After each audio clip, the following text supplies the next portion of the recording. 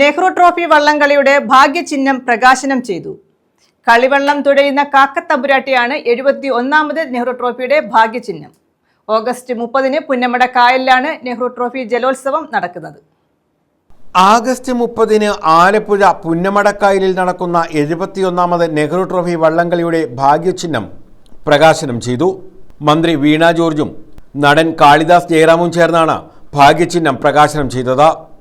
P Chittaranjan MLA അധ്യക്ഷത വഹിച്ചു. Thomas K Thomas MLA മുഖ്യാതിഥിയായി. വള്ളം തുഴഞ്ഞു നീങ്ങുന്ന കാക്കത്തമ്പുരാട്ടിയാണ് ഇത്തവണത്തെ ഭാഗ്യചിഹ്നം. ആലപ്പുഴ വട്ടയാൽ സ്വദേശി കാക്കരിയിൽ S അനുപമയാണ് ഭാഗ്യചിഹ്നം തയ്യാറാക്കിയത്.